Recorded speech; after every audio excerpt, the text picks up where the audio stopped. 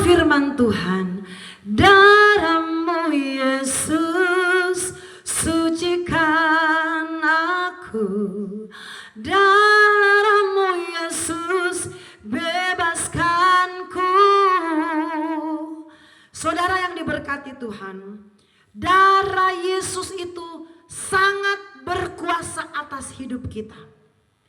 Darah Yesus itu super power atas hidup kita. Mari kita akan membaca firman Tuhan di dalam 1 Korintus pasal 11 ayatnya yang ke-29 sampai ayat yang ke-30. Saya baca. Karena barang siapa makan dan minum tanpa mengakui tubuh Tuhan, ia mendatangkan hukuman atas dirinya. Sebab itu banyak di antara kamu yang lemah dan sakit, dan tidak sedikit yang meninggal.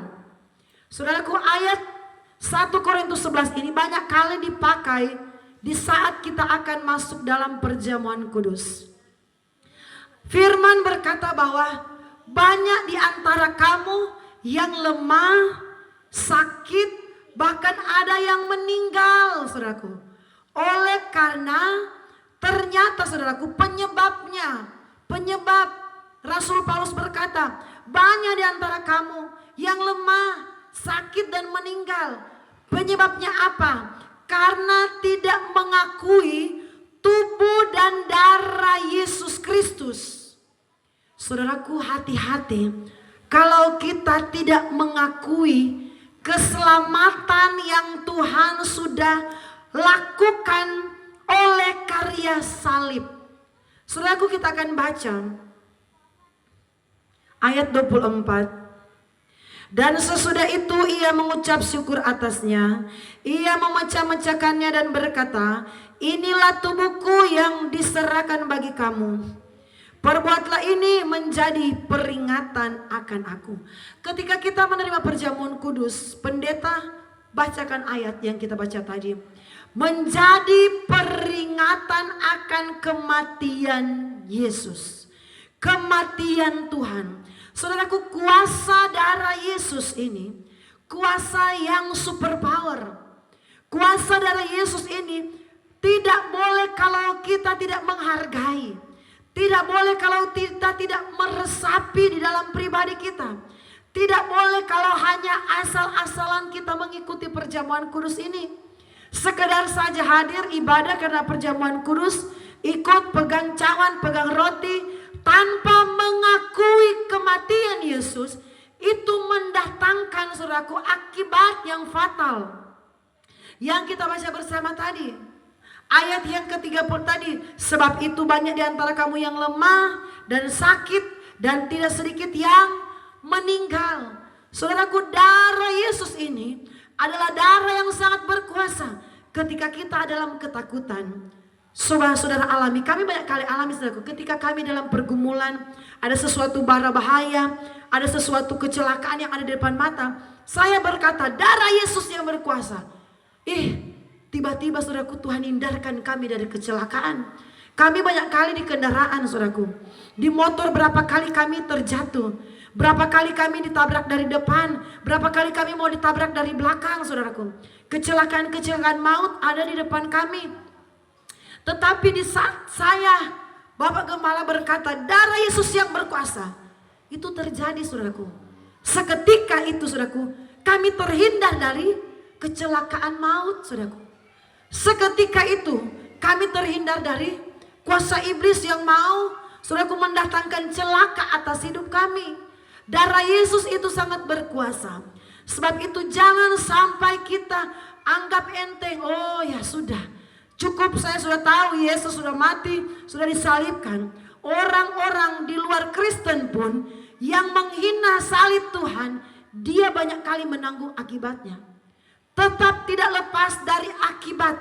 Dia menanggung. Coba saudara perhatikan, ada banyak orang yang bukan beragama Kristen pun, ketika mereka menghina Yesus, mereka menghina Tuhan Yesus yang disalibkan, mereka mengolok-olokkan dia. Saudaraku, darah Yesus itu jangan kita anggap enteng. Allah yang kita sembah itu Allah yang berkuasa, Allah yang luar biasa. Saudaraku, banyak kali orang yang menghina kematian Tuhan, dia menanggung akibatnya. Bukan hanya kecelakaan yang dialami, tetapi sampai yang namanya meninggal. Saudaraku, darah Yesus ini sangat berkuasa. Kita baca selanjutnya.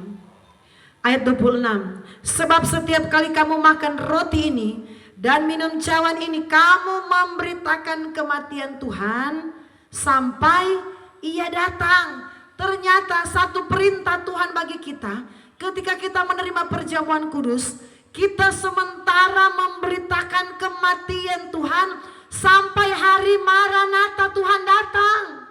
Jadi saudaraku, walaupun Yesus sudah mati beribu-ribu tahun yang lalu, tetapi oleh karena perjamuan kudus, kita sementara memberitakan kematian Tuhan sampai Ia datang kembali. Keselamatan itu harus tetap disampaikan. Karya penebusan Tuhan harus tetap disampaikan. Darah Yesus itu darah yang ajaib dan berkuasa, yang sanggup menghancurkan kutuk-kutuk dosa, belenggu-belenggu dosa, kutuk-kutuk turun-temurun dari nenek moyang kita. Ada banyak orang, saudaraku, pernah kami layani, saudaraku, dia punya anak, saudaraku, ada banyak. Tetapi saudaraku, ketika anaknya baru berapa bulan mati, saudaraku. Dia mengandung lagi, melahirkan lagi. Berapa bulan lagi mati, saudaraku. Bahkan sampai 4 anak yang mati. Saya bilang ini pasti ada yang tidak beres, saudaraku. Kami melihat dalam keseharian. Dia mengandung, anaknya baru lahir berapa bulan mati, saudaraku. Ternyata ada kutuk dosa yang mengikat, saudaraku. Ibu kekasih ini, suaminya, sehingga kutuk itu belum dibereskan. Mereka belum melakukan pemberesan dengan Tuhan. Apatah lagi kalau tidak mengakui tubuh dan darah Yesus. Ada banyak orang, saudaraku, kutuk itu mengikuti pribadi mereka. Orang tuanya begini-begini, saudaraku, turun ke anaknya sama model dengan orang tuanya. Turun ke cucunya sama model lagi dengan orang tuanya dan opa omanya, sama persis. Deretan keturunannya itu mewarisi kutuk yang sama. Dan yang mampu menghancurkan kutuk itu, yang mampu memulihkan keadaan orang itu, ialah ketika orang tersebut mau mengakui darah Yesus dan tubuh Yesus. Artinya apa? Orang itu mau benar-benar mengakui bahwa Yesus Kristus yang sudah mati di atas kayu salib, dialah yang sudah membebaskan kutuk dosa itu dalam pribadinya. Saudaraku, kita harus mengakui kematian Tuhan dalam diri kita. Oleh karena Tuhan kita diselamatkan. Oleh karena Tuhan kita berhak memanggil, "Ya Aba, Bapa, ini aku anakmu." Karena kutuk itu sudah dihapuskan oleh keselamatan yang Yesus berikan di kayu salib. Saudaraku, tidak main-main, saudaraku, dengan karya salib Tuhan. Tidak main-main, saudaraku.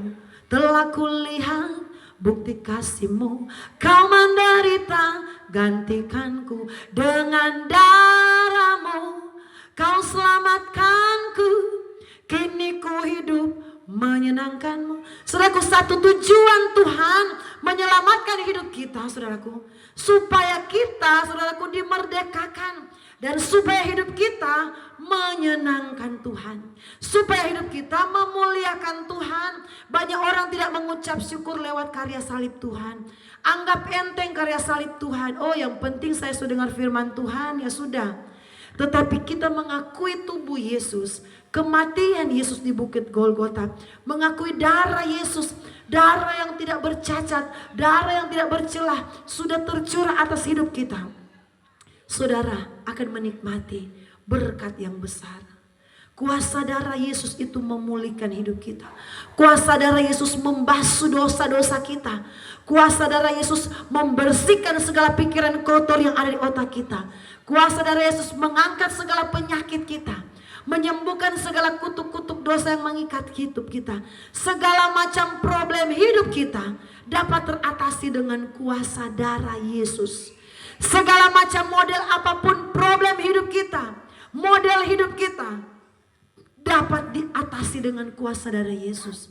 Sebab itu saudaraku, mari hargai pengorbanan Tuhan. Kalau ada perjamuan kudus, hadir, hormati saudaraku, berikan waktu yang terbaik, siapkan hati, ubah dirimu, tinggalkan segala kejahatan. Lagu berkata, ku telah mati dan tinggalkan cara hidupku yang lama. Karena apa? Karena bukan dengan barang fana Tuhan tebus dosa kita. Bukan dengan barang yang murahan Tuhan bayar pelanggaran kita. Tapi dengan darah Yesus Kristus yang tidak bercacat dan tidak bernoda. Tuhan Yesus memberkati.